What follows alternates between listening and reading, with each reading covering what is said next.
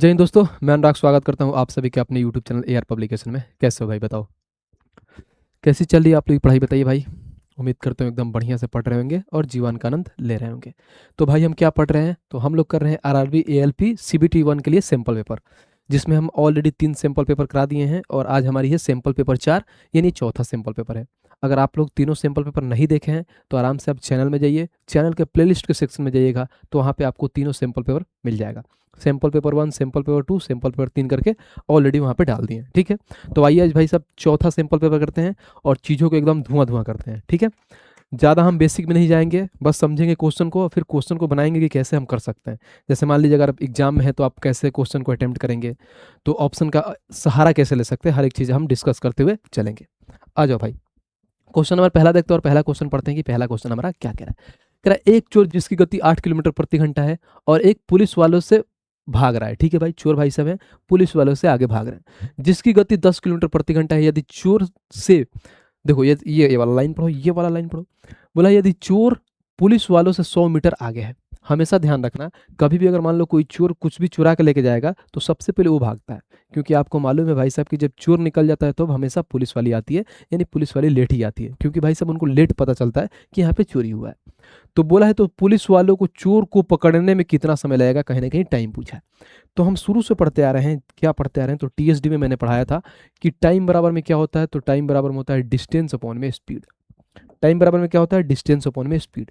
अब बोलोगे भैया इसमें क्या होगा, डिस्टेंस क्या है? तो देखो यहाँ पे समझो, ये हमारे पास मान लो ये है, यहाँ पे चोर भाई साहब है, ये है पुलिस भाई साहब है। कितना मीटर की गैपिंग है, यानी 100 मीटर की गैपिंग है, यानी पुलिस से चोर कितना आगे है, 100 मीटर आगे है। तो आगे कितना है, 100 मीटर, जो हमारा डिस्टेंस है यही तो कवर करेंगे, क्योंकि मान लो जब ये 100 मीटर डिस्टेंस पुलिस कवर कर लेगी तो यहाँ पे चोर को आगे पकड़ लेगी।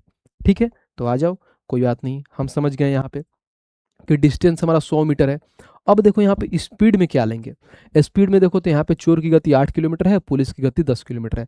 हमेशा ध्यान रखना, कभी भी अगर चोर पुलिस वाले कॉन्सेप्ट में ये चीज़ दिया हो कि चोर पुलिस में किसी एक का मान निकालना हो, ठीक है, अगर उस केस में अगर स्पीड आपको फाइंड करना है कि स्पीड क्या है, तो ध्यान रखना कि कभी भी स्पीड क्या होगा, चोर का स्पीड हमेशा कम होगा पुलिस से, यानी पुलिस का स्पीड हमेशा ज़्यादा होगा चोर से, क्योंकि जब तक चोर का स्पीड कम नहीं होगा तो पुलिस उसको पकड़ नहीं पाएगी।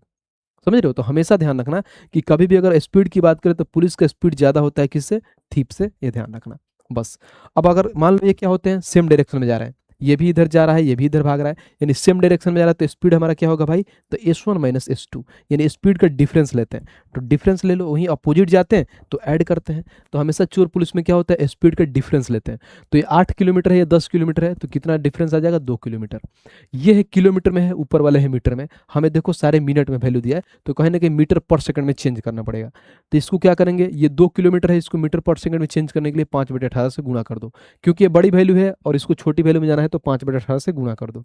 इस 18 को उठा के हम ऊपर भेज देते हैं, यहाँ पर कर लीजिए। अब इसको काट लीजिए, हमें मालूम है कि 5 दूना 10 से 1 जीरो खत्म हो जाएगा, यानी कहीं ना कहीं 180 सेकंड आ जाएगा।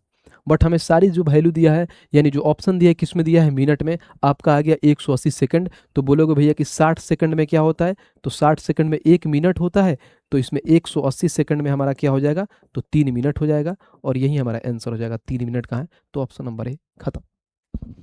ये सवाल था, बहुत सिंपल सा सवाल था, मैं हमें लगता है कि मैं ज़्यादा ही चीज़ों को एक्सप्लेन कर दिया, इसको आप 1 सेकंड में उड़ा देते, कुछ था ही नहीं। देखो, अगर आपको बनाना है तो इतना कुछ हमें मालूम थोड़ी करना था, बस हमें ये मालूम है, क्या मालूम है कि क्या होता है, टाइम बराबर डिस्टेंस ओवर स्पीड। डिस्टेंस कितना कवर करना है, 100 मीटर। स्पीड क्या हो, डिफरेंस, यानी 2 किलोमीटर है, इसको मीटर पर सेकंड में चेंज कर लो, यानी 5/18।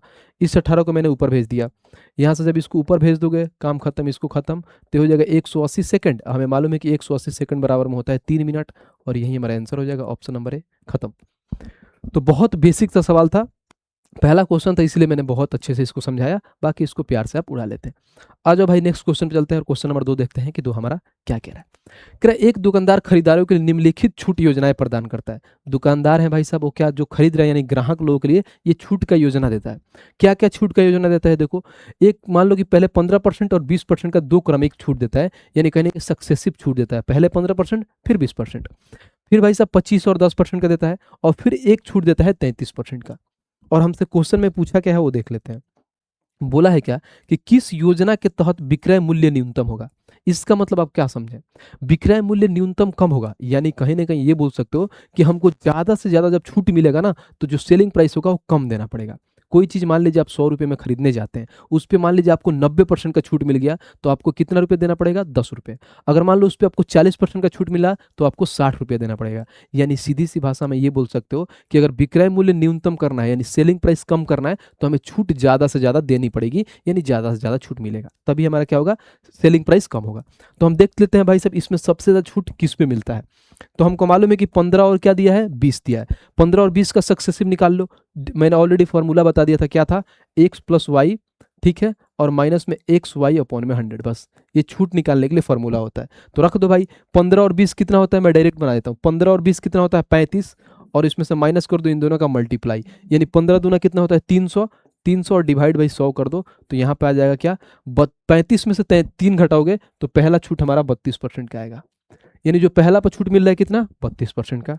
ठीक है भाई, आ जाओ दूसरा पे देख लो। 25 और 10 35, और माइनस में 25 दहा के कितना होता है? 250, और बट्टे में 100, तो यहाँ पर आ जाएगा भाई साहब 2.5। यानी 35 में से 2.5 घटाओगे तो 33.5 हो जाएगा। यही तो होता है 33.5 में। अगर मान लो हम 33 नहीं होगा, 32.25 होगा, तभी तो हमें 35 जाना है, यानी ये 32.25 है।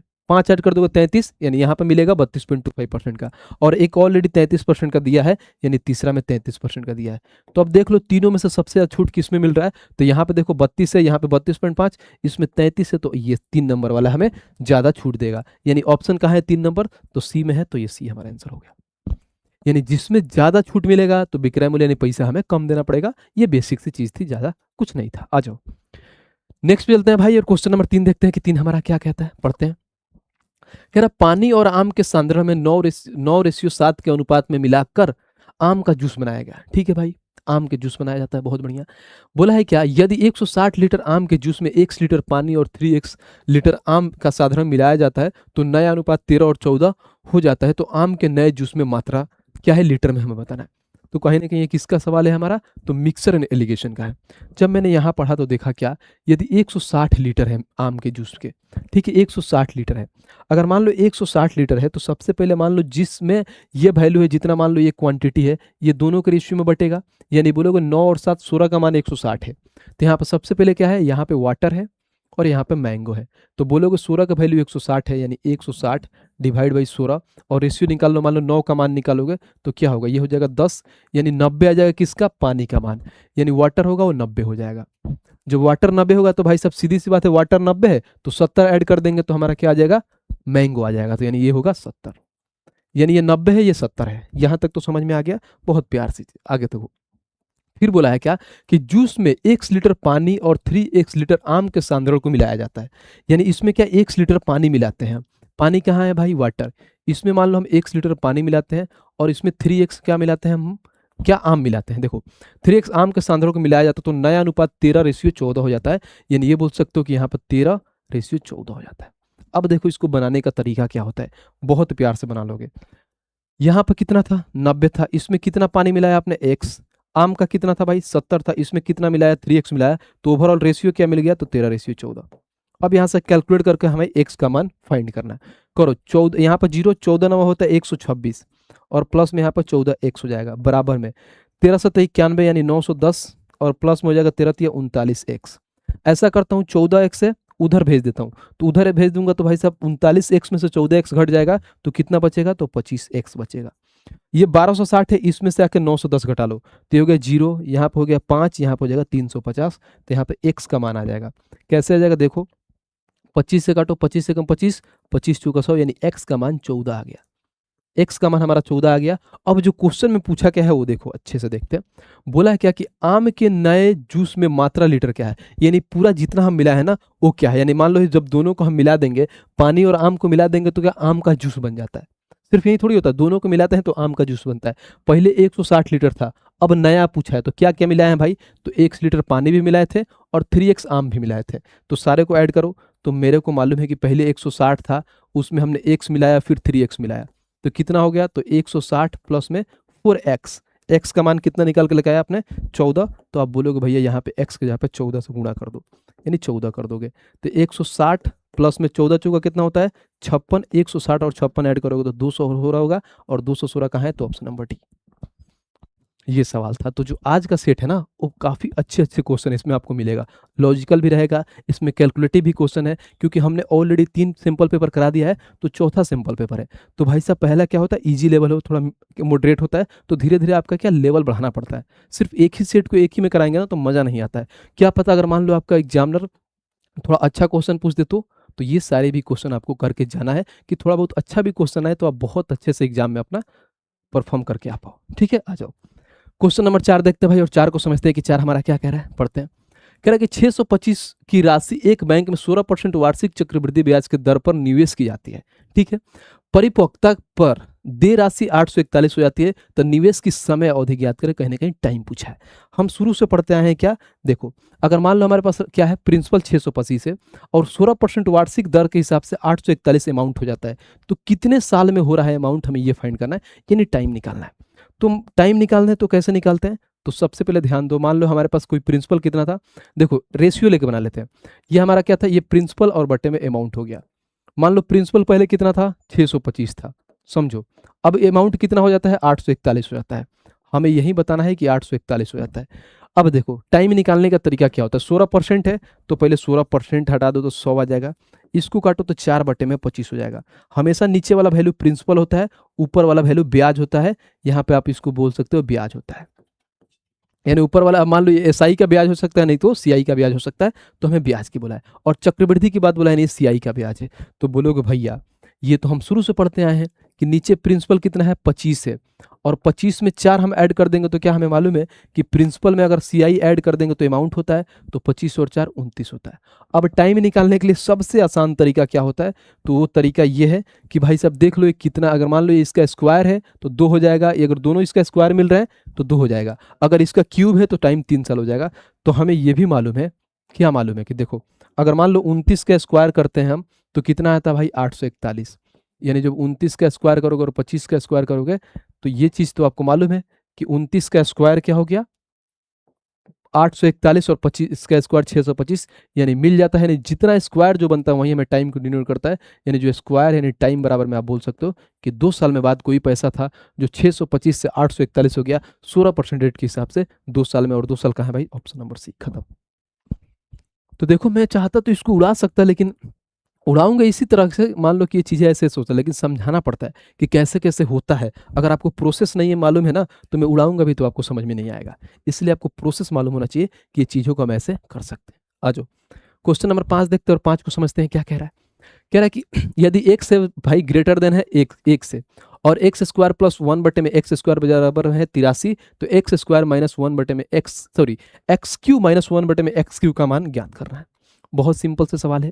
हमें मालूम है क्या कि ये एक्स स्क्वायर प्लस में 1 बटे में एक्स स्क्वायर का मान कितना दिया है, 83 दिया है। यहाँ से दो केस बनता है, एक तो निकलता है एक्स माइनस 1/x, और एक बनता है एक्स प्लस 1/x। अगर माइनस की बात करें ना, तो कुछ नहीं करते हैं हम, सीधी से करते हैं, जो वैल्यू होता है, मान लो वैल्यू हमारा n है, उसमें क्या करते हैं, -2 कर देते हैं। अगर प्लस की बात करें तो n है और प्लस में 2 कर देते हैं, ये मान निकल के आता है। हमें क्या जाना है, तो देखो यहाँ पे माइनस दिया है, तो हम माइनस में जाएंगे। माइनस में जाएंगे तो 83 में से क्या करेंगे हम, x माइनस 1/x का अगर मान निकालेंगे, तो 83 में से 2 घटाएंगे तो कितना हो जाएगा भाई, तो √81 का अगर रूट हटाओगे तो 9 आ जाएगा। तो x माइनस 1/x बराबर में 9 आ गया, यानी x माइनस 1/x बराबर 9 आ गया। और हमें जाना क्या है, हमें इसकी निकालने की नीड नहीं है, क्योंकि ये प्लस वाला है, हमें माइनस पे जाना है। तो हमें क्यूब पे जाना है, तो इसी का होल क्यूब कर दो। तो हम क्यूब के लिए फॉर्मूला पढ़ें कि एक्स क्यू, अगर देखो एक्स क्यू माइनस 1 बटे एक्स क्यू बराबर में होता है एन क्यू प्लस में 3n होता है। अगर वहीं अगर मान लो ये प्लस से अगर माइनस में आता है, तो यहाँ पे प्लस से प्लस में आता है, तो यहाँ पे माइनस होता है, एन क्यू माइनस 3n होता है। अगर भाई साहब माइनस है, अगर उसमें जाते हैं तो यहाँ प्लस होता है, ध्यान रखना, बहुत बच्चे कंफ्यूज हो जाते हैं। एन का मान कितना निकल के है, 9, 9 का क्यू होता है 729, और प्लस में 3 इंटू में 9, तो 729 और प्लस में 9 3 27, तो हो जाएगा 9 7 16, हाथ में 1, 2 2 4 और 1 5, और उसके बाद यहाँ पे आ गया 7, तो 756 हो गया, और 756 कहाँ है, तो ऑप्शन नंबर डी, खत्म। ये सवाल था, बताओ कुछ सवाल में दम है तो बताइए। बहुत बेसिक सी चीज़ है, आपको बस ये फॉर्मूला मालूम होना चाहिए कि ऐसे होता है। अगर हमसे ये पूछ दे कि मान लो x प्लस 1 बटे में x का मान n दे दिया है, हमें पूछ दे एस क्यू प्लस में 1 अपॉन में एक्स क्यू का मान क्या होगा, तो एन क्यू माइनस 3n लेते हैं। तो ये भी चीज़ें आपको मालूम होना चाहिए। ठीक है भाई, उम्मीद करता हूँ समझ रहे होंगे। आइए नेक्स्ट चलते हैं और क्वेश्चन नंबर 6 देखते हैं कि 6 हमारा क्या कह रहा है। ये 5 था, अब ये 6 देखते हैं। कह रहा कि एक 3 अंकीय संख्या की इसकी इकाई संख्या दहाई अंक संख्या और सैकड़ा संख्या 1:2:3 के अनुपात में है। इस संख्या और इसकी विपरीत संख्याओं वाली संख्याओं का योग 1332 है, तो वह संख्या क्या है? यानी कहने की वो संख्या बताना है, नंबर बताना है। बहुत बेसिक सी सवाल है, बस इसको समझो। ये क्या है, यहाँ पे जो हमारे पास संख्या दिया है, पहले इकाई संख्या 1 है, फिर उसके साथ दहाई 2 है और क्या है, सैकड़ा 3 है। तो इसको लिखने का तरीका क्या होगा? यानी पहले इसको अगर मान में लेते हैं, रेशियो है तो मान 1x हो जाएगा, फिर ये 2x हो जाएगा, ये हमारे पास 3x हो जाएगा। इकाई अंक है तो 1x हो जाएगा, फिर प्लस दहाई अंक है तो 10 इंटू में 2x होता है, फिर प्लस सैकड़ा है तो 1000, क्या है यहाँ पे दहाई, उसके बाद से क्या है भाई साहब, इकाई के अंक दहाई का 10 और सैकड़ा है तो 100, 3x कर लेते हैं, बस हो गया। अब सारे का मान लेते हैं तो 1x प्लस में हो जाएगा 20x प्लस में हो जाएगा 300x। टोटल मान कितना, 320 और 321x, यानी जो हमारी संख्या आ गई 321x आ गई। अब जो बोला है एग्जामिनर, उसको पढ़ते हैं और देखते हैं कि क्या कहता है। एग्जामिनर बोला है इस संख्या और इसकी विपरीत संख्या, विपरीत अंकों वाली संख्या का योग, संख्या कौन, ये संख्या, और इसके विपरीत संख्याओं का योग, तो इसकी विपरीत संख्या क्या हो जाएगी, तो 1 2 3x हो जाएगा, इसका योग। तो हमें ये मालूम है कितना दिया, 1332, वैल्यू में दिया है 1332। कितना है भाई, 3 और 1 4, 2 और 2 4 और 4 यानी 444x का मान है। और हमें मान का निकालना है, तो वो संख्या क्या है, यानी इसका मान निकालना है, 321x का मान निकालना है, बस बात खत्म। ये सवाल था, और देखो कहाँ पूछा हुआ है भाई, आप ही के एग्जाम में आया हुआ है, ये एलपी टीयर 1 का। ऐसा थोड़ी है कि कहीं और का अपने मन से उठा कर आ रहा हूँ, नहीं, आप ही के एग्जाम का है, बनाओ। अब देखो यहाँ से क्या होगा, x से x खत्म, इसको काटो, कहीं ना कहीं ये 3 से कट सकता है क्या, 4 3 12, 4 3 12 1 13, 4 3 12 1 13, यानी डायरेक्ट 3 बार में खत्म हो जाएगा। तो 3 3 दूना 6 और 3 3 9, यानी 963 आ जाएगा। 963 कहाँ है भाई, ऑप्शन नंबर सी, खत्म। आ रहा है मजा? तो मजा आ रहा है तो भाई साहब वीडियो को लाइक करते रहना और चैनल को सब्सक्राइब भी करते रहना है। आ जाओ क्वेश्चन नंबर 7 देखते हैं और 7 को पढ़ते हैं, क्या कह रहा है। कह रहा है एक टंकी को भरने के लिए 2 पाइपों का उपयोग किया जाता है, और जब उन्हें एक साथ चालू किया जाता है तो वे टंकी को 20 मिनट में भर सकते हैं। यदि एक पाइप दूसरे पाइप की तुलना में 2.5 गुना तेजी से टंकी भर सकता है, तो तेज पाइप अकेले टंकी को कितने समय में भर सकता है? यानी जो तेज वाला पाइप है भाई साहब, वो क्या कह रहा है कि तेज पाइप अकेले टंकी को कितने समय में भर सकता है। यानी कहीं ना कहीं हमें बताना है भाई साहब कितने समय में भर सकता है, यानी 20 मिनट, यानी जो भी हमारा ऑप्शन होगा 20 मिनट से ज़्यादा होगा, और सारे 20 मिनट से ज़्यादा ही है। तो आओ भाई कोई दिक्कत नहीं है, आ जाओ बनाते हैं। हमें ये दिया है कि 2 पाइप, ये पहला पाइप हो गया, ये हमारा दूसरा पाइप हो गया, बहुत बढ़िया। ये वाला लाइन पढ़ो, यदि एक पाइप दूसरे पाइप की तुलना में 2.5 गुना तेज है, यानी मान लो दूसरे पाइप की तुलना में 2.5 गुना तेज है, अगर एक है ये तो ये 2.5 है, रेशियो हटाऊंगा तो पॉइंट हटाऊंगा तो 0 50 25 और 5 दूना 10, यानी ये 2 है तो ये कितना है भाई साहब 5 है। और कितना देर में भर रहे हैं टंकी, 20 मिनट में, तो हम टोटल वर्क निकाल लेंगे। टोटल वर्क क्या होता है भाई साहब, एफिशिएंसी इनटू में क्या होता है, टाइम।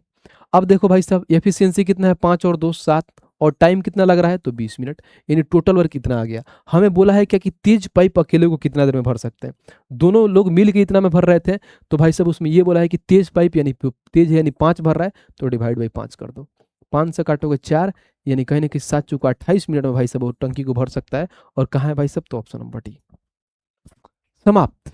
कितना बेसिक, कितना प्यारा सा सवाल है जो हम प्यार से बना लिए, एफिशिएंसी पे सवाल था हमारा। आ जाओ क्वेश्चन नंबर 8 देखते हैं और 8 को पढ़ते हैं, क्या कह रहा है। कह रहा भाई 4096 बट्टे में 9 का पावर 3/2 है, इंटू में 4/3 का पावर होल क्यू है, भागे इसका क्या है। देखो भाई साहब फोर्थ रूट है 256 के पावर -3 का मान ज्ञात करें। बहुत अच्छा सवाल है और कांस्टेबल का सवाल है, 2025 में पूछा गया, आराम से समझो। कभी भी अगर माइनस में दिया है ना, अगर इस वैल्यू को पलटूंगा तो ये प्लस में हो जाएगा, तो बोलोगे पलटो भैया, तो ये हो जाएगा 9 बट्टे में 4096, तो जो इसका पावर लगा है ना ये प्लस में हो जाएगा, ये 3/2 होता है। फिर गुणा में ये प्लस में ही, तो 4/3 कर दो, कोई दिक्कत नहीं है। भाग्य में अगर मान लो इसका फोर्थ रूट करते हो भाई, इसका फोर्थ रूट करोगे तो कुछ नहीं होता है, 256 ऐसा ही है, और ये माइनस का 3 और फोर्थ रूट करोगे तो यहाँ पर बट्टे में 4 लग जाता है बस। अगर ऐसे भी कर सकते हो, अगर इसको पलटोगे तो क्या करोगे भैया कि 256 तो बट्टे 1/में नीचे आ जाएगा, यानी 256 आ जाएगा नीचे, और यहाँ पर हो जाएगा भाई साहब हमारा पावर में कितना, तो 3/4, ये हो गया। ठीक है भाई, अब आओ अब बनाते हैं। अब देखो यहाँ पर हम इसको क्या लिख सकते हैं, क्या लिख सकते हैं बताओ, तो हो जाएगा 3 का स्क्वायर, 3 का स्क्वायर है तो दोनों पे देखो, ये दोनों पे है क्या 3/2, तो हम एक एक पे भी लिख सकते हैं, कोई दिक्कत नहीं है। फिर बट्टे में हो जाएगा, ये देखो 40 96 है तो हमें मालूम है कि 4 के पावर 6 होता है भाई साहब 40 96, ठीक है। और इंटू में 3/2 इसको भी कर दो। आ जाओ, फिर यहाँ पे हो जाएगा भाई, यहाँ पर होल क्यों है, माफ़ करना ब्रो, यहाँ पर 3 है तो 3 लिख दो। यहाँ पर 3 है तो ऐसे लिखो 4 के पावर 3 और बट्टे में 3 के पावर 3, ठीक है। भाग्य में है यहाँ पे, अगर देखो तो ये हो जाएगा 1 और बट्टे में 256 को क्या लिख सकते हैं, तो 4 के पावर 4, और कहीं ना कहीं देखोगे तो इसका भी 3/4 हो जाएगा, और ऊपर का तो है ये 3/4। तो बात फर्क, एक का कुछ भी करो तो वहीं होता है, इसको लिखने की जरूरत है नहीं कि एक का कुछ भी पावर करोगे भाई तो वहीं आएगा। आ जाओ, अब इसको हम कैलकुलेट करते हैं, प्यार से समझो, उड़ाते हैं एक एक चीज़। यहाँ से 2 से 2 खत्म, 2 से यहाँ से 3 3 बार में। अब यहाँ पे देखो ये हो जाएगा 3 के पावर 3, यहाँ पे हो जाएगा 4 के पावर 9, यहाँ पे हो जाएगा भाई 4 के पावर कितना हो जाएगा, 3 3 का 9 है, यहाँ पे 4 के पावर 3, और यहाँ पे हो जाएगा 3 के पावर 3, 3 के पावर 3, 3 के पावर 3 खा जाएगा, ऊपर बचेगा 4 के पावर 4 बटे में, और यहाँ पे भागे में है तो ये 4 के पावर ये 4 खत्म हो जाएगा, तो हमें देखो तो 4 के पावर 3 बचता है। तो यहाँ पे गुणा में करोगे तो ये ऊपर चला जाता है, तो हमें मालूम है कि ये ऊपर चल जाएगा, 4 के पावर में 3 आ जाएगा और बट्टे में 1 आ जाएगा। ये सवाल है। अब देखो कितना बढ़िया से बनाओगे। कभी भी देखो एक चीज़, अगर मान लो हमारा बेस सेम है, जैसे मान लो ए के पावर एम, और यहाँ पर समझो इंटू में हो जाए हमारे पास कितना ए के पावर एम, अगर हमारे पास बेस सेम है तो ए के पावर एम प्लस में एन हो जाता है, बेस सेम है उस केस में। तो हमें मालूम है कि ये कितना है, बेस सेम है, तो आपस में ऐड हो जाएंगे, ऐड हो जाएंगे तो ऊपर हो जाएगा 4 के पावर 3 और 3 6, और बट्टे में है 4 के पावर 9। अब देखो अगर मान लो एक और चीज़ होता है, अगर मान लो हमारा ए के पावर एम हो गया और बट्टे में ए के पावर एन है, तो हमेशा ध्यान रखना ए के पावर एम माइनस में एन हो जाता है। अगर मान लो ये बट्टे में है तो ये माइनस में हो जाता है, तो कैसे लिखोगे, ये भाई सब क्या है जानते हो, बहुत अच्छा सवाल है और इस क्विज में 60% डिशेज में पढ़ाया जाता है, जो मैंने एक एक चीज़ को बहुत प्यार से आपको बता रहा हूँ। अब यहाँ पे क्या करोगे, बराबर में हो जाएगा 4, अब यहाँ पे होगा 6 माइनस में 9, तो बोलोगे भैया 4 के पावर -3। अभी मैंने बोला था -3 है तो इसको बट्टे में कर लो, यानी 4 के पावर 3, और 4 के पावर 3 होता है 1 बट्टे में 64, यानी जो आंसर होगा 1 बट्टे में 64 कहाँ है भाई, ऑप्शन नंबर ए। खत्म। ये सवाल है, बताओ कितना प्यार से हमने बना लिया चीज़ों को एक करके। तो ऐसे सवाल आता है, अगर आपको इसका प्रोसेस मालूम है तभी टच करो, नहीं मालूम है तो आप हटा सकते हो। बाकी इसको देखो हम हर एक स्टेप लिखें तो आपको ऐसा हो रहा है, नहीं तो आप यहीं पे चीज़ों को आप लिख के बहुत कम समय में आप उड़ा सकते हो, बट मैंने इसे लिखा है, बताया है, इसलिए आपको लग रहा है कि हाँ भैया ने इतना बढ़िया खोल के इसको बताया है। आ जाओ भाई नेक्स्ट पे चलते हैं, और क्वेश्चन नंबर 9 देखते हैं कि 9 हमारा क्या कहता है, पढ़ते हैं। कह रहा है कि 7 वर्ष पूर्व प्राची की आयु उस समय उसकी पुत्री की आयु का 4 गुना था। बहुत बढ़िया, एज का सवाल है, प्यार से कर लेंगे। अब से 4 वर्ष बाद प्राची अपनी पुत्री की आयु की 2.5 गुनी हो जाएगी। प्राची और उसकी पुत्री की वर्तमान आयु का योग बताना है, यानी जो प्रेजेंट एज है ना उसका क्या योग बताना है। देखो भाई साहब, वर्तमान आयु का योग बताना है, बहुत बढ़िया। अब बोला है कि 7 वर्ष पूर्व जाना है, अब से 7 वर्ष पूर्व, उस समय उसकी पुत्री की आयु की कितने 4 गुनी थी, कोई दिक्कत नहीं है। हमें मालूम है, क्या मालूम है, ये प्रेजेंट है, अब से हम 7 वर्ष पूर्व जाएंगे, ये प्राची यहाँ पे डाउटर, अगर डाउटर 1 है तो इसकी 4 गुनी हो जाएगी प्राची, जो क्वेश्चन में दिया है मैंने लिख लिया। फिर आगे बोला है कि अब से 4 वर्ष बाद वो अपने, देखो अब प्राची अपनी पुत्री की 2.5 गुनी हो जाएगी, अब से 4 वर्ष बाद, यानी प्रेजेंट से जब हम 4 वर्ष आगे जाएंगे तो ये अपनी क्या है, डाउटर से 2.5 गुनी हो जाएगी, 2.5 पॉइंट हटेगा, 1 जीरो इधर आ जाएगा, काट लो भाई, 50 25 5 दूना 10, यानी 2 से 5 हो जाएगी। हम हमेशा देखते हैं क्या, एज का डिफरेंस, यहाँ पर डिफरेंस देखो 3 का है, यहाँ पर देखो डिफरेंस 3 का है, यानी डिफरेंस बराबर है। जब डिफरेंस बराबर है तो हमें कुछ चीज़ें करने की जरूरत नहीं है, अगर बराबर नहीं होता तो बराबर करते हैं, क्योंकि एज में हम पढ़ते हैं हमेशा कि अगर डिफरेंस बराबर नहीं हो तो भाई सब नहीं बना पाएंगे हम, क्योंकि हमारा एज और आपका एज के डिफरेंस 10 है तो जीवन भर भी 10 होगा, ऐसा नहीं कि 5 साल बाद आपका और मेरा डिफरेंस क्या 5 हो जाएगा, नहीं। एज में हमेशा एक ही चीज़ ध्यान रखना कि हमेशा डिफरेंस बराबर होता है। तो भाई सब 3 और 3 बराबर हो गया, तब बोलोगे 1 से 2 हो रहा है, यानी 1 यूनिट का मान कितना है भाई, 1 यूनिट का मान हो रहा है, देखो पहले 7 और 4 11, यानी 7 साल पहले जा रहे हैं, यानी यहाँ पे माइनस लिखना है, यानी 7 साल पहले जा रहे हैं, और यहाँ पे प्लस आ गया, यानी पहले 7 साल आएंगे फिर 4 साल आएंगे, यानी कितना 11, 1 यूनिट का मान 11 आ गया। तो भाई सब एक यहाँ 1 यूनिट का मान 11 और 11 4 44 हो गया। अब परसेंटेज बोला है तो पहले दोनों को ऐड कर लो, इसमें या तो साथ साथ ऐड कर लो, यानी 44 में 7 ऐड कर लो तो कितना हो गया 51, और 11 में 7 ऐड कर लो तो 18 हो गया। इन्हीं का योग पूछा है हमसे, एग्जामिनर पूछा क्या है, इन्हीं का योग, यानी इन्हीं का सम पूछा है। देखो अब तो 51 और 18 कितना होता है, तो 51 और 18 में मालूम है कि 69 होता है, और यही है हमारा 69 का है, ऑप्शन नंबर ए। खत्म, बस टाटा बाय बाय फिनिश, ये सवाल है, बाकी कुछ है ही नहीं। चलो आ जाओ भाई नेक्स्ट क्वेश्चन पे चलते हैं, और क्वेश्चन नंबर 10 देखते हैं कि 10 हमारा क्या कह रहा है। क्योंकि ए, बी और सी की मासिक आय 2, 9 और 3 के अनुपात में है और उनके खर्चे 3, 9 और 5 के अनुपात में है। यदि ए की बचत उसकी कुल आय की आधी है, यानी जितना ए भाई साहब कमाते हैं ना, उनकी बचत क्या है, आधी है। बहुत बढ़िया, अच्छा काम कर रहे हैं। तो ए, बी और सी की बचत क्रमशः कितना होगी, यानी कहीं ना कहीं इनका रेशियो निकालना है भाई साहब। बहुत बेसिक सा सवाल है। हमें इनकम दिया है, इनकम कितना दिया है देखना जरा। 3 लोग हैं, ए, बी और सी। ए का इनकम 2, 9 और 3 है, ठीक है। और उनके खर्च यानी जो एक्सपेंस हो रहा है कितना हो रहा है भाई, 3, 9 और उसके बाद से 3, 9 है ना, 3, 9 और उसके बाद से 5।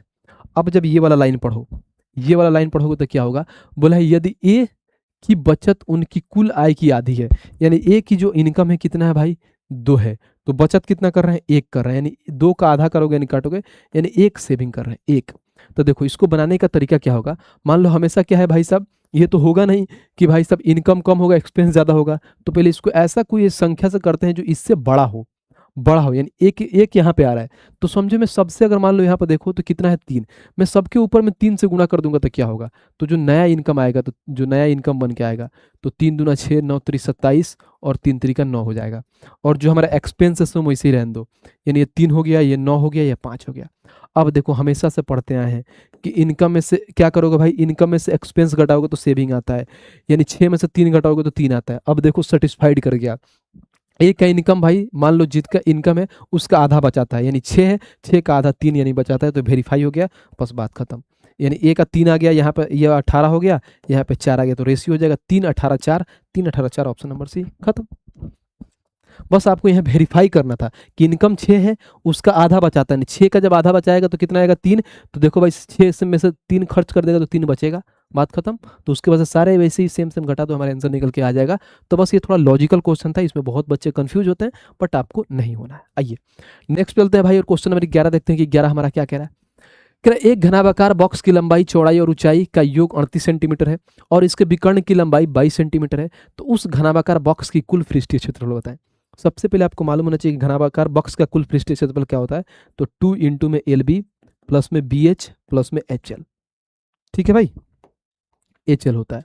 बस ये हमें फाइंड करना है। आ जाओ, बोला है कि भाई सब इनके योग दिया है, यानी लंबाई प्लस में चौड़ाई प्लस में ऊंचाई का योग दिया है 38। ये भी बोला है कि और इनके विकर्ण का लंबाई दिया है 22, यानी आपको मालूम है कि विकर्ण क्या होता है, घनाभ का विकर्ण, तो under root l square plus में बी स्क्वायर प्लस में एच स्क्वायर बराबर में कितना दिया है, 22। अब देखो मैं क्या करता हूँ, करूंगा क्या, दोनों पर स्क्वायर करूंगा, स्क्वायर करूंगा तो ये हो जाएगा एल स्क्वायर प्लस में बी स्क्वायर प्लस में एच स्क्वायर, स्क्वायर करने पर रूट खत्म होता है, और 22 का स्क्वायर होता है 484। ये आ गया, हमें निकालना है भाई साहब 2 into l b plus b h plus h l, तो इसको करो, अब इसका स्क्वायर करो, इसका स्क्वायर करोगे तो एल स्क्वायर प्लस में बी स्क्वायर प्लस में एच स्क्वायर प्लस में 2 इंटू में एल बी प्लस में बी एच प्लस में एच एल बराबर में 38 का स्क्वायर करो भाई, 38 का स्क्वायर क्या होता है, तो ऐसे करो कि देखो 50 से कितना कम है, 12, तो 12 का स्क्वायर 144, 44 लिख लो हाथ में एक, और 25 से 12 कितना कम है भाई, तो कितना होगा 13, 13 में एक ऐड कर दो 44, यानी 1444 आ जाएगा 38 का स्क्वायर। अब देखो मान रख दो, हमें मालूम है कि देखो l square plus b square plus h square का मान कितना है, तो ऑलरेडी 484 दिया है, तो ये 484 हो जाएगा। अब उसके से प्लस में इसको मैं टोटल को एक्स मान लेता हूँ, मान लो एक्स हो गया, ये 1444 हो गया, तो x का मान यानी कहने कि हमें क्या कुल पृष्ठीय क्षेत्रफल x माना हो, तो x का मान आ जाएगा 1444 में 484 घटा दो तो हो जाएगा 0, फिर 14 में से 8 गया 6, फिर 13 में से क्या होगा 4, यानी 960 होगा, जो कुल पृष्ठीय क्षेत्रफल आ जाएगा 960, और कहाँ है, तो ऑप्शन नंबर सी, खत्म। कितना प्यार से हमने बना लिया, और देखो आप ही के एग्जाम में पूछा हुआ सवाल है, कहीं और नहीं पूछा हुआ है, आरआरबी एएलपी टीआर1 का सवाल है, देखें तो ज़्यादा ही कुछ था ही नहीं इसमें, बहुत बेसिक सी चीज़ थी। आज जो नेक्स्ट पे चलते हैं और क्वेश्चन नंबर 12 देखते हैं कि 12 हमारा क्या कह रहा है। कह रहा 8 मीटर ऊंचाई और 4 मीटर आधार त्रिज्या वाले एक लंब वृत्तीय शंकु का संपूर्ण पृष्ठीय क्षेत्रफल बताना है, यानी संपूर्ण पृष्ठीय क्षेत्रफल बताना है भाई कि संपूर्ण पृष्ठीय क्षेत्रफल होता क्या है। तो सबसे पहले लिख लो कि पाई हो जाता है, पाई इंटू में पाई आर और फिर आर प्लस में एल, ये होता है संपूर्ण पृष्ठीय क्षेत्रफल, यानी टोटल सरफेस एरिया किसका, शंकु का, हमें ये फाइंड करना है। आ जाओ पहले मैं शंकु बना लेता हूँ, ये हमारे पास क्या है भाई साहब, एक शंकु है, ठीक है भाई, कोई दिक्कत नहीं है, ये शंकु हो गया। और जैसे जैसे बोला है उसका मान रख लेते हैं। बोला है कि आधार की त्रिज्या जो है यह 4 है और उसके बाद से क्या है इसमें 8 मीटर ये ऊंचाई है। तो हमें मालूम है क्या, हमें एल निकालना है। एल मतलब क्या होता है, स्लेंट हाइट निकालना है, यानी हमें तिर्यक ऊंचाई फाइंड करना है। तो निकाल लो भाई साहब, ये अगर मान लो 90 डिग्री है हमारे पास, तो हाइपोटेनस है, तो परपेंडिकुलर का स्क्वायर प्लस बेस का स्क्वायर इक्वल टू में हाइपोटेनस आ जाएगा। तो हमें इसका मान निकालना है, तो पहले अंडर रूट में 8 का स्क्वायर प्लस में 4 का स्क्वायर। तो 8 का स्क्वायर कितना होता है, अंडर रूट 64 प्लस में 16, यानी रूट का 80 हो गया। रूट का 80 यानी ये लिख सकते हो 16 × 85 यानी 4√5। तो हम डायरेक्ट इसको लिख सकते हैं भाई कितना, 4√5। हमें इतना ताम झाम करने की जरूरत तो नहीं था, तो हमने यहाँ पर लिख देंगे 4√5। ठीक है भाई, अब मान जैसे जैसे रखा है वैसे रख लो। पाई का मान क्या रखना है, तो 22/7 दिया है, तो 22/7। रेडियस हमारा 4 है, तो 4 रख लो, बहुत बढ़िया। इंटू में फिर यहाँ पे 4 प्लस में एल का मान देखो क्या रखना है, 4√5 है, बट √5 का इन्होंने मान दे दिया है 2.34। तो यहाँ पे लिखो 4 इंटू में 2.34। तो 4 चौको 16 कुछ हाथ में 1। अब देखो 4 3 12 और 1 13 हाथ में कितना, 1 4 2 8 1 9, यानी 4.96 हो जाएगा, सॉरी 9.36। 9.36 रख लो, यानी एल के मान 9.36। बस हो गया। अब काटते हैं भाई, देखो आ जाओ भाई। अब देखो यहाँ पे हो जाएगा 22/7 इंटू में 4, और ये हो जाएगा 4 9 4 13.36। तो हम डायरेक्ट इसको गुणा कर सकते हैं भाई क्या, तो 22/7 इंटू में क्या हो जाएगा, देखो अगर 4 से अगर गुणा करते हो, 4 से करो, क्या दिक्कत है, 4 से अगर इसको करो, 4 से करे कोई दिक्कत नहीं, 4 रहने दो भाई। और यहाँ पर लिख दो 13.36। 13.36 पॉइंट हटेगा तो बट्टे में 100 आ जाएगा। अब देखो इसको भाई हम अप्रोक्सीमेट से उड़ाएंगे, समझना। यहाँ पर अगर मैं 7 से काटूं तो देखो 7 एकम 7 7 9 63, यहाँ पर 6 आ रहा है। ऐसा करता हूँ मैं 6 की जगह पे 7 लिखता हूँ, यानी कहने कि 1337 करता हूँ, इसको 1337 करता हूँ। जब 1337 करूँगा तो 7 से काटो, 7 एकम 7, यहाँ पर 7 9 63, 7 एकम 7 यानी 191 में खत्म। यानी 1300, यानी 7 बढ़ाए हूँ तो जो भी ऑप्शन होगा थोड़ा सा कम होगा, यानी थोड़ा सा कम आंसर आएगा हमारा, क्योंकि हमने अप्रोक्सीमेट लिया, 191 आ गया। अब देखो यहाँ पर क्या करता हूँ, 191 का 4 गुना करो पहले, 4 एकम 4, 19 19 चौका कितना होता है भाई 76, यानी 764 हो गया। इंटू में 22 करना है, तो इंटू में 2 इंटू में 11 कर लो। तो 2 करो भाई सब, 4 दूना 8, 6 दूना 12 का 2 हाथ में 1, फिर 7 दूना 14 और 1 1528 इंटू में 11 करो भाई। 8 8 2 10 की 0 हाथ में 1, 5 2 7 और 1 8, 5 और 1 6, और यहाँ पे आ जाएगा 1। अब हमारे पास नीचे में 100 है, तो 2 अंक के पास से पॉइंट हो जाएगा, यानी जो भी हमारा आंसर होगा ना भाई, यानी ये बोल सकते हो आप बहुत प्यार से कि 168.08 से कम होगा। देखो 182 ज़्यादा है, ये भी ज़्यादा है, ये भी ज़्यादा, एक ही ऑप्शन, ऑप्शन नंबर डी, खत्म। तो ये है निकालने का तरीका। तो आपको कैलकुलेशन भी करना आना चाहिए, क्योंकि कैलकुलेशन नहीं करोगे तो फिर हो गया काम। और देखो हाल फिलहाल 2025 का क्वेश्चन है, आरपीएफ कांस्टेबल में पूछा गया है।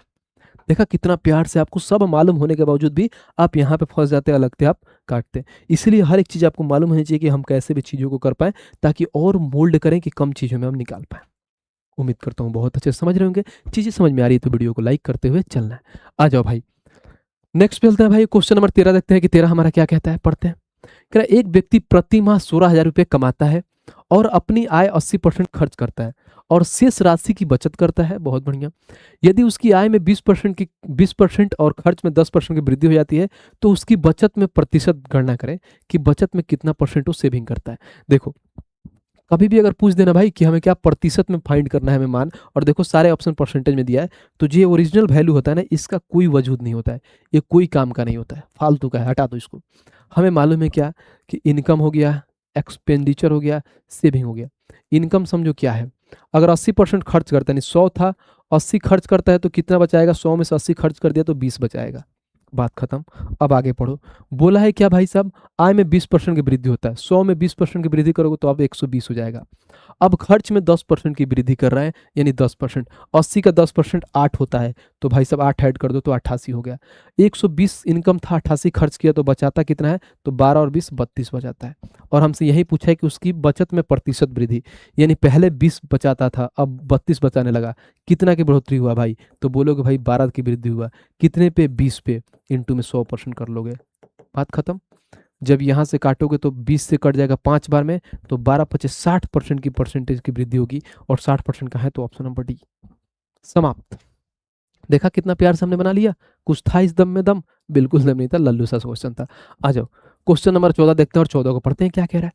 कह रहा है किसी चाल से चलती हुई एक मोटरबोट धारा के विपरीत दिशा में 14 किलोमीटर और धारा की दिशा में 40 किलोमीटर की दूरी 17 घंटे में तय करती है। ऑलरेडी हमने बोट एंड हिस्ट्री में बहुत अच्छे से इस क्वेश्चन को कराया है, बहुत प्यार से पढ़ाया है। वहाँ पर मतलब इस टाइप पे जितने सारे क्वेश्चन आए हैं हर एक करके वहाँ पे कराए हैं। जब रेलवे फाउंडेशन बैच आप देख रहे होंगे ना तो आपको आइडिया होगा। फिर बोला है कि समान चाल से यह 10 घंटे में धारा की दिशा में और 32 किलोमीटर धारा की विपरीत दिशा में 12 किलोमीटर की यात्रा कर सकती है, तो धारा की चाल बताएं। यानी कहीं ना कहीं में धारा की चाल बताएं, तो हमें मालूम है कि धारा का चाल किससे बोलते हैं, वाई की मान बताना है। नाव का चाल एक्स बोलते हैं। हमें बोला है क्या, पहले देखो इसमें कहा जाता है विपरीत दिशा में जा रहा है 24 किलोमीटर में, तो बोलोगे भैया कि 24 किलोमीटर विपरीत दिशा यानी अप स्ट्रीम जा रहा है, ठीक है। फिर प्लस अब वहीं धारा की दिशा में 40 किलोमीटर अगर डाउन स्ट्रीम जा रहा है, तो टोटल जो इसको टाइम लग रहा है 17 घंटा लग रहा है। ये पहला इक्वेशन बोलता है, जो यहाँ तक हमने कर लिया। दूसरा पढ़ो, फिर बोला है कि समान चाल से यह 10 घंटे में धारा की दिशा में 32 किलोमीटर और उसके बाद से क्या, धारा के विपरीत दिशा में 12 किलोमीटर। तो धारा के विपरीत दिशा में यानी अब भारत धारा की दिशा में 12 किलोमीटर जा रहा है अप स्ट्रीम विपरीत दिशा में, और 24 किलो क्या 32 किलोमीटर है ना भाई, 32 किलोमीटर डाउन स्ट्रीम जा रहा है, तो टोटल 10 घंटे का समय लगता है। अब या तो आप क्या करो कि पूरा इसको सॉल्व करो, इसको भी 24 बना के आपस में काटो, फिर डी का मान निकालो, फिर यू का मान निकालो, उसके बाद से डी माइनस यू बटे में 2 करके वाई का मान निकालो, वैसे करोगे। नहीं तो मेरे तरीके से सोचो, हमने क्या बताया है, हमने ये बताया है कि कभी भी अगर अप स्ट्रीम का स्पीड फाइंड करना है तो क्या करते हैं, पहले देखते हैं इनका मल्टीपल कोई लेते हैं। अब पहले 12 है, तो 12 का फैक्टर क्या हो सकता है, 1 2 3 4 और 6 और 12 इतना हो सकता है। हम स्टार्टिंग के 1 2 मान रख के देखते हैं आ रहा है कि नहीं। अगर मान लो अप स्ट्रीम का मान यहाँ पे 1 रखते हैं, तो यहाँ पे ये 12 घंटा यही आ जाता है, बट ये दोनों को मिलाकर 10 घंटा है, तो एक तो पॉसिबल नहीं है, नहीं एक नहीं होगा। जब एक नहीं होगा तो हम क्या रख सकते हैं, एक हटा दिया, अब यहाँ पर रखो 2। जब यहाँ पर 2 रखोगे ना तो इसको कितना देर लगेगा, यानी 12 किलोमीटर जाना है 2 के स्पीड से, तो 6 घंटा लगेगा। अगर मान लो यहाँ पर 6 घंटा हो गया, यहाँ पर अगर मान लो 10 में से 6 घंटा कवर कर लिया, तो बचेगा 4 घंटा। तो 32 किलोमीटर किस स्पीड से जाएंगे 4 घंटे में पहुंच जाएंगे, तो बोलोगे भैया कि 8 किलोमीटर के स्पीड से जाओगे तो 4 घंटे में चले जाओगे 32 किलोमीटर, यानी 8 किलोमीटर पर स्पीड से जाओगे तो 4 घंटा लगेगा। तो देखो 6 और 4 10 और यहाँ पर तो वेरीफाई हो गया 2 रखने पर, ठीक है, 2 रखने पर वेरीफाई हो गया। अब इसको ऊपर वाले में भी 2 रख के वेरीफाई कर लो। अगर मान लो यहाँ पे 2 रखता हूँ तो यहाँ पे 12 घंटा लगेगा, और यहाँ पे कितना रखेंगे 8 रखेंगे, तो 8 पे 40, यानी 12 और 5 कितना हो गया 17, 17 घंटा वेरीफाई हो गया। यानी हमारा सीधी सी बात है कि हम क्या रखें, 2 रखें तो हमारा मान बहुत बढ़िया से आ गया, यानी सारे वेरीफाई हो गए, जितना हमारा टाइम दिया था उतने टाइम में पहुंच गए। तो बोलोगे भैया कि अप स्ट्रीम का स्पीड 2 किलोमीटर हो जाएगा, और इसे यहाँ पर डाउन स्ट्रीम का स्पीड हो जाएगा 8 किलोमीटर पर आवर। हमसे अगर x का मान पूछे नाव का स्पीड, तो दोनों को जोड़ के आधा, तो 8 और 10 का आधा करोगे, 8 और 2 10 का आधा, 5 किलोमीटर पर आवर आ जाएगा। अगर y के मान यानी धारा का मान पूछे, तो दोनों को का डिफरेंस, यानी 8 और 2 का डिफरेंस कितना हुआ 6, और 6 का आधा तो 3 किलोमीटर पर आवर हो जाएगा। और यही पूछा है 3 किलोमीटर पर आवर कहाँ है, तो ऑप्शन नंबर डी खत्म। देखा कितना प्यार से हमने बना दिया। बाकी आप इसको बेसिक से ही बना सकते हैं, वैसे ही बना सकते हैं, कोई दिक्कत नहीं। बट ये सबसे बेस्ट तरीका होता है, अगर लग जाए तो हमें इतना कुछ करने का झंझट नहीं करना पड़ेगा। ठीक है भाई, आ जाओ नेक्स्ट चलते हैं। अब क्वेश्चन नंबर 15 देखते हैं और 15 को पढ़ते हैं। क्या कह रहा है, कह रहा राकेश ने इतना लाख रुपए पूंजी के साथ क्या कह रहा है भाई साहब, एक व्यवसाय शुरू किया। पहले वर्ष के दौरान उसे 5% की हानि हुई, हालांकि दूसरे वर्ष के दौरान वह अपने शेष निवेश पर 4% का लाभ अर्जित करता है। बहुत बढ़िया। अंत में वह तीसरे वर्ष के दौरान नई नई पूंजी पर 20% का लाभ अर्जित करता है। तो 3 वर्षों के अंत में उसका कुल लाभ और हानि ज्ञात करना है। बहुत ईजी सवाल है, समझो। मान लो इसको क्या करते हैं, सीपी और एसपी बनाते हैं। ये हमारा सीपी हो गया, ये एसपी हो गया। पहले में क्या हो रहा है भाई, पहले वर्ष के दौरान यानी उसको 5% की हानि हो रहा है। 5% का फ्रैक्शन वैल्यू क्या होता है, 1/20, यानी कोई चीज बोलोगे भैया कि 20 था, 1 की हानि हो गई तो 19 में जाएगा। बात खत्म। अब उसके बाद से बोला है, और दूसरे वर्ष के दौरान उसको 4% का लाभ हो रहा है। 4% का फ्रैक्शन वैल्यू 1/25, यानी कोई चीज 25 था तो लाभ होकर 26 में जाएगा। खत्म। अब बोला है कि और तीसरे वर्ष के अंत के दौरान उसे 20% का लाभ हो रहा है। 20% का फ्रैक्शन वैल्यू 1/5, यानी कोई चीज 5 थी तो अब 6 में जाएगी। अब बस निकाल लो, जो कट रहा है आमने सामने उसको काट लो। तो काटते हैं यहाँ पे, हमने देखा अगर 2 से काटोगे तो 3 बार में, 2 से काटोगे तो 10 बार में, 2 से काटोगे 5 बार में, 2 से काटोगे 13 बार में। तो यहाँ पे 50 25 25 625 आ जाएगा, यानी सीपी 625 हो गया।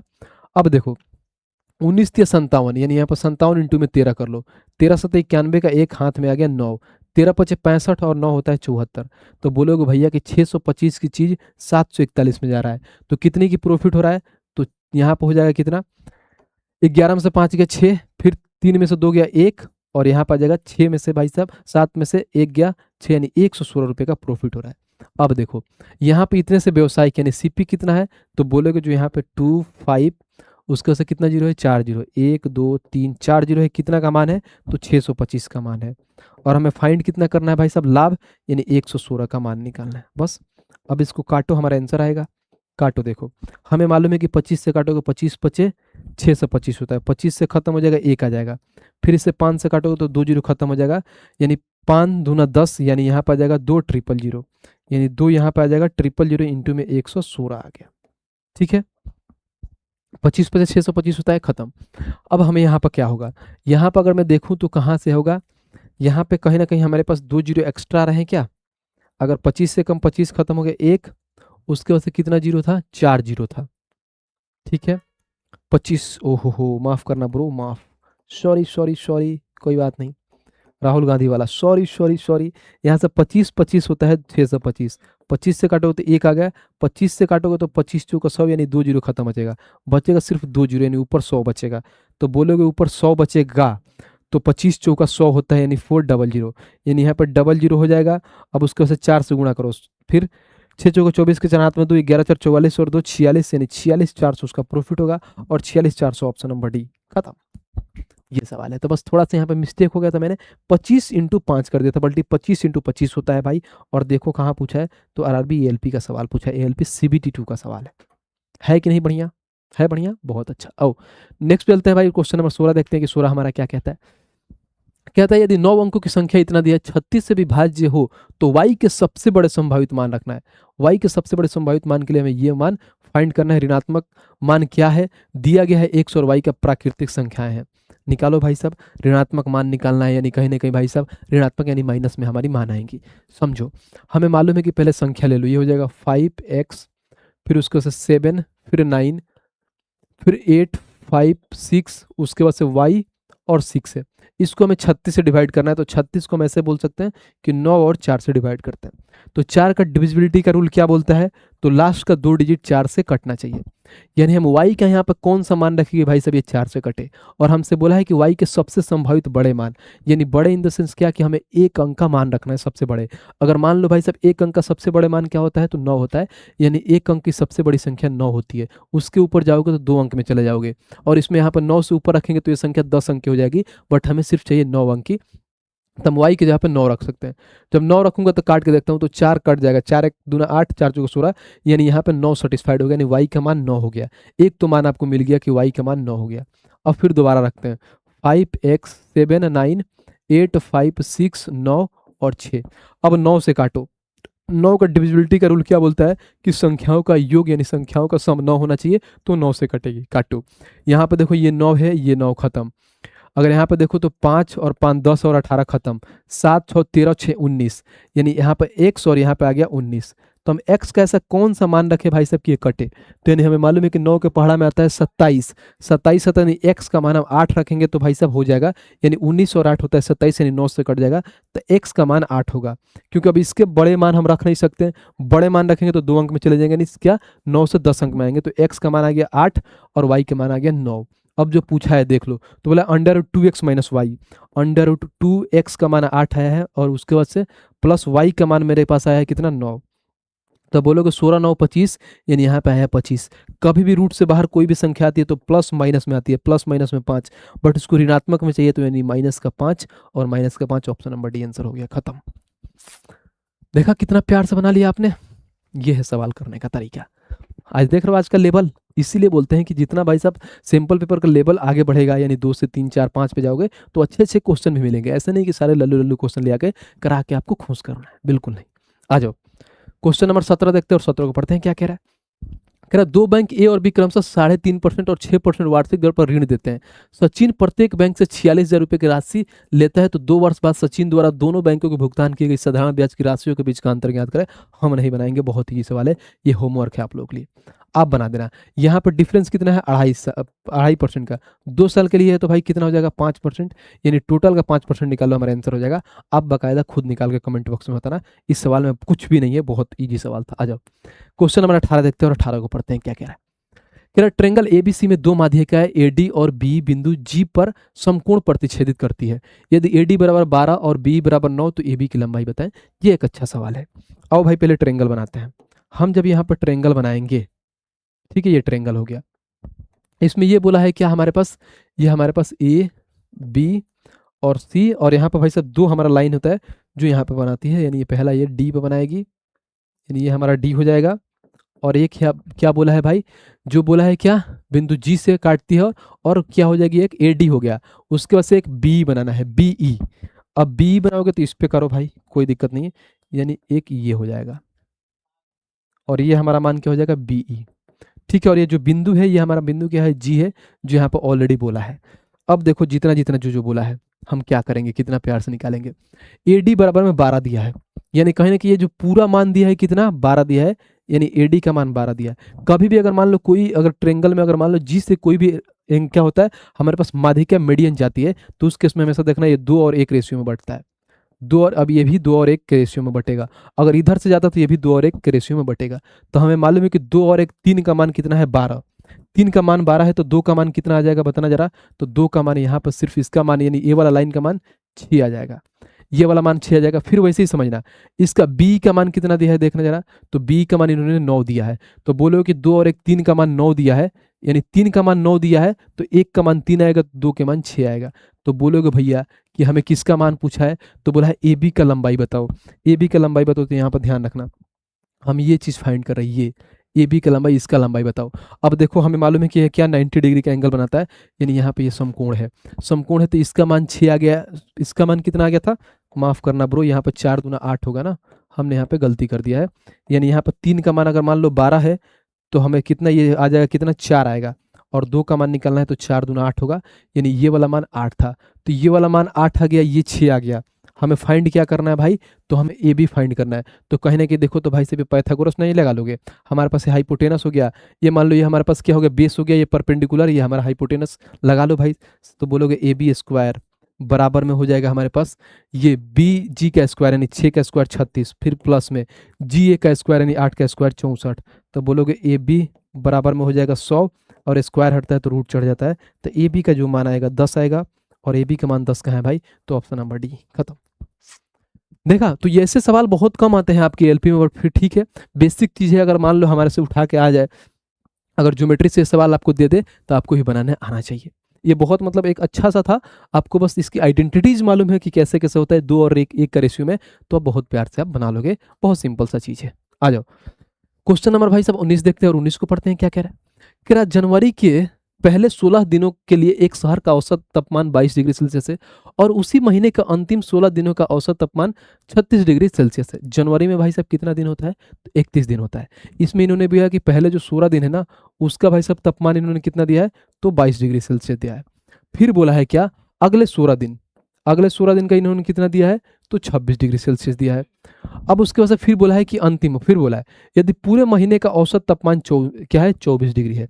यानी आप बोलोगे भाई साहब ये 16 16 32 है, और हमें ये मालूम है कि पूरे महीने में 31 दिन का तापमान इन्होंने कितना दिया है, 24 है।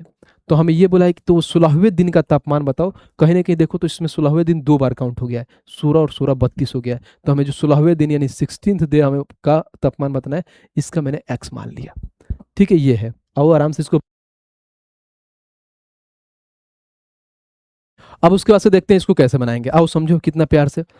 हमें ये मालूम है कि अगर मान लो कि भाई साहब 24 है, क्या हमारा एवरेज है, तो 24 से भाई साहब ये कितना कम है, माइनस का 2 कम है, कितने पे, 16 पे, तो कितना आ जाएगा, माइनस का 32। 24 से कितना ज़्यादा है, 2 ज़्यादा है, कितने पे भाई, 16 पे, तो प्लस का 32।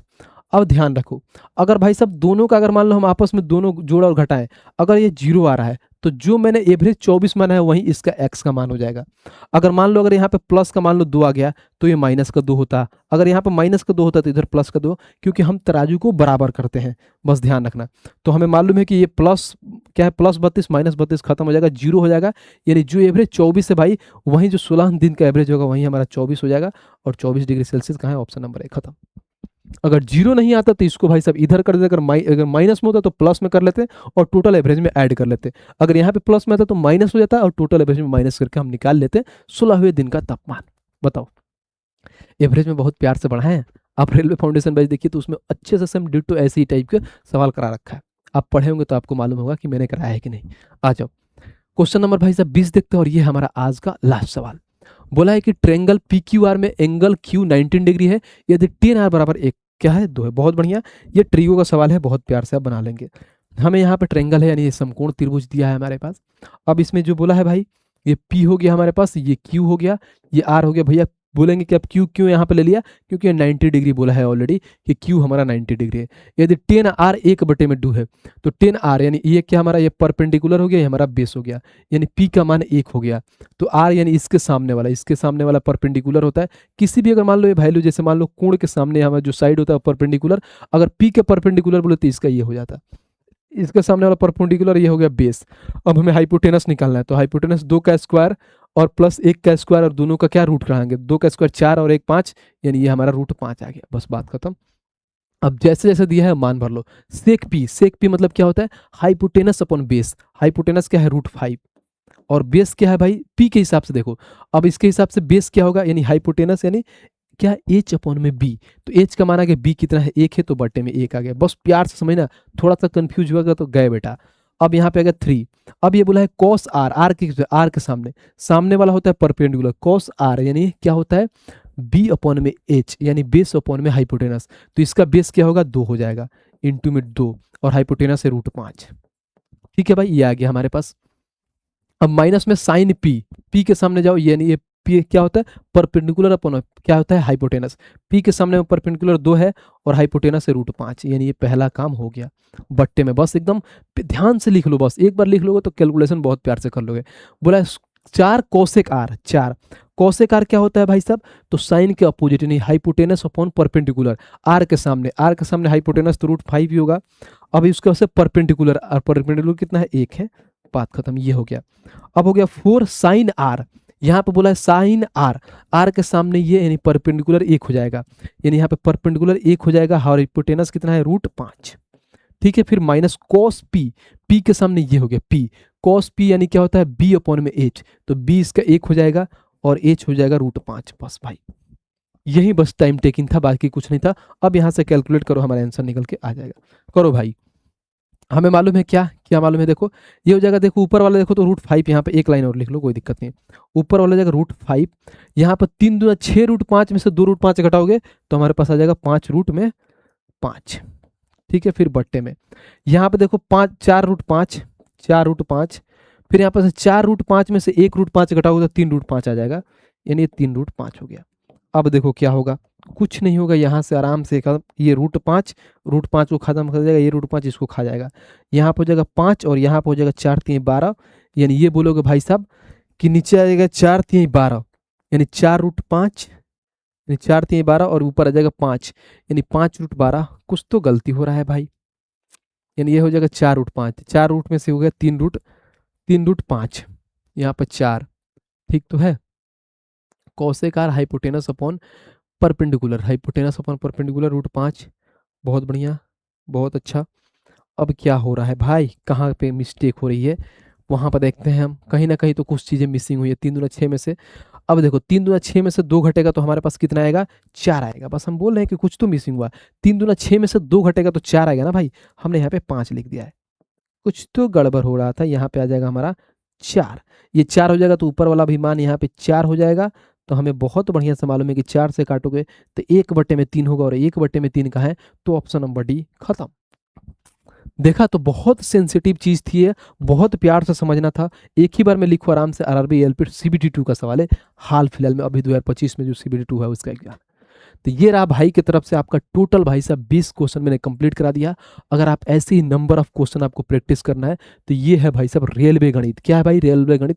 इसी टाइप का अगर अच्छे अच्छे क्वेश्चन कराना है, और हाल फिलहाल में जो अभी जितने 2025 में एग्जाम हुए हैं सबका कंपाइलेशन आपको इसी में मिल जाएगा, रेलवे गणित में। क्योंकि भाई साहब ये बहुत ही अपडेटेड बुक है। अभी जितने भी एग्जाम हुए हैं सबका क्वेश्चन लेके उसका जो बेस्ट क्वेश्चन है उसको इसमें कंपाइल करके डाल दिया गया, और इसका सोल्यूशन भी आपको बहुत तगड़ा मिलेगा। अब भाई साहब ये 3500 क्वेश्चन है ऑलरेडी, इसका मैंने क्या 2000 प्लस क्वेश्चन सोल्यूशन में खुद करा रहा हूँ। कहाँ, तो रेलवे फाउंडेशन के बैच में। तो रेलवे फाउंडेशन बैच आप ज्वाइन करिए, वहाँ पर देखिए मैंने इसी बुक को बढ़िया से वहाँ पे पढ़ा रहा हूँ, और बाकी आपको बताता भी हूँ कि कौन से क्वेश्चन आपको करना है, कौन से टाइप वाइज वाला क्वेश्चन मैं खुद करूँगा, और बाकी आपको भी होमवर्क देता हूँ, वहाँ से मैथ्स आपकी बहुत अच्छे हो जाती हैं। ठीक है भाई, बाकी आपको मिलेगा कहाँ पर, तो अमेजन और फ्लिपकार्ट में मिलेगा। मात्र आपके पास 300 रुपये में वेट डिलीवरी आपके घर पर पहुँच जाएगा। अगर फिर भी आपको नहीं मिल रहा है तो इस बुक का लिंक हमारे इस वीडियो के डिस्क्रिप्शन में है, तो वहाँ पर जाके क्लिक करके ये बुक मंगा सकते हैं। बाकी आप कहीं भी अपने nearest book local book shop पे जाइएगा, बोलिएगा कि हमें आदित्य रंजन सर की बुक चाहिए, तो बाकायदा वो आपको देगा। ठीक है भाई, आइए ये था आज का। और बाकी जो इसका हैंड रिटन नोट्स वो कहाँ मिल जाएगा, एआर पब्लिकेशन के टेलीग्राम पे, तो इसको ज्वाइन करके जरूर रखना है। कोई भी फास्टेस्ट अपडेट इसी पे दी जाती है, सरकारी एग्जाम से रिलेटेड इसी पे आपको मिलती है सबसे पहले। आ जाओ भाई साहब, बाकी ये क्या करना है, तो आपको इस चैनल को सब्सक्राइब करना है, क्योंकि भाई साहब इसको जब तक सब्सक्राइब नहीं करिएगा तो बहुत सारी इस पे फ्री चीज़ें आती हैं जो आप इसका लाभ नहीं उठा पाएंगे। भाई साहब वीडियो को लाइक भी करना है, कमेंट करना है कि भाई का पढ़ाने का तरीका कैसा है, क्या चीज़ें और इम्प्रूव कर सकते हैं, वो भी आप अपना सजेशन जरूर दीजिएगा। बाकी शेयर तो करना ही करना है, क्योंकि जब तक शेयर नहीं करिएगा तो मज़ा नहीं आता है। भाई साहब बताओ कि कोई भैया है जो फ्री में इतना अच्छा, इतना बेस्ट तरीका से पढ़ा रहे हैं। ठीक है भाई, आज के लिए इतना ही, मिलते हैं नेक्स्ट वीडियो में, तब तक के लिए जय हिंद।